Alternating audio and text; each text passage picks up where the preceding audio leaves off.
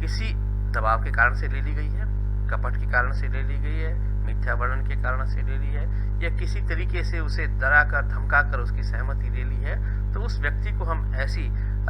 इजाज़त देते हैं कि वो प्रार्थना लेकर कानून के समक्ष जा पाए, तो वो कैटेगरी हमारी व्यर्थनीय ठहराव या एग्रीमेंट कहलाती है। अप्रवर्तनीय अनुबंध ऐसे अनुबंधों की कैटेगरी है जहाँ पर बाकी सारी चीज़ें तो सही हैं, लेकिन कुछ तकनीकी कमी रह गई है, उसके लिखने में कोई कमी रह गई, स्टाम्प ड्यूटी की कोई कमी रह गई है स्टाम्प एक्ट के अनुसार, तो कुछ तकनीकी कमी के कारण से उसे पूरा नहीं करवाया जा सकता है, तो वो ऐसे जितने भी अनुबंध हैं वो अप्रवर्तनीय अनुबंध कहलाते हैं।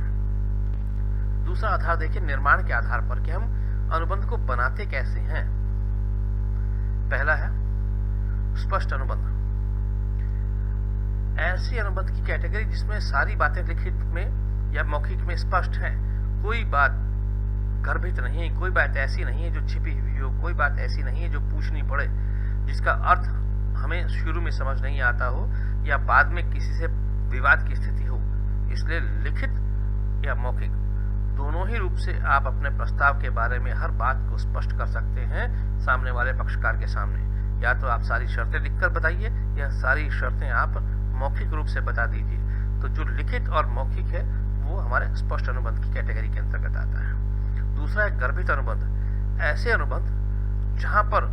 न तो लिखित में हम कोई काम करते हैं न ही मौखिक में हम काम करते हैं, हमारे व्यवहार के द्वारा, हमारे आचरण के द्वारा कुछ इस तरह के प्रस्ताव और स्वीकृति होती है जिनका मीनिंग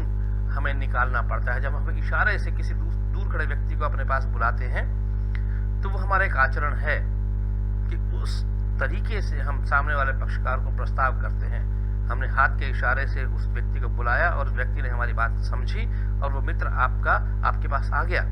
तो प्रस्ताव भी हुआ, स्वीकृति भी हुई। इसलिए प्रस्ताव और स्वीकृति जहां पर हमारे आचरण से, हमारे व्यवहार से, हमारे किसी काम से कोई ऐसा लगे कि हमने प्रस्ताव किया है और उसकी स्वीकृति हुई है, तो उसे हम गर्भित अनुबंध कहते हैं। एक अनुबंध की कैटेगरी है अर्ध अनुबंध, क्वासी कॉन्ट्रैक्ट। ऐसे अनुबंध जो ना हमने लिखित और मौखिक रूप से किए हैं, ना ही कोई हमारे आचरण और व्यवहार से हुए हैं, बल्कि कानून के द्वारा हमारे ऊपर ये थोपे गए अनुबंध होते हैं। हम ये करना नहीं चाह रहे थे, लेकिन कुछ परिस्थिति ऐसी हुई जिसके कारण से कानून ने हमारे साथ में ये अनुबंध करने को हमें बाध्य किया। जैसे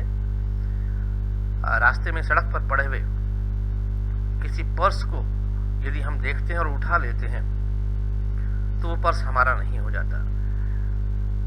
वो अर्ध अनुबंध की कैटेगरी हमारे साथ आ जाती है और कानून हमें ये उत्तरदायित्व सौंप देता है कि जिस व्यक्ति का वो पर्स है उस व्यक्ति को हम ढूंढें और उस व्यक्ति को वो पर्स पहुंचाएं। यहाँ प्रस्ताव और स्वीकृति इस तरह की हो गई है कि कानून ने हमें बाध्यता दे दी है कि आपको उस व्यक्ति के साथ अनुबंधित कर दिया है प्रस्ताव और स्वीकृति में, जहां पर आपको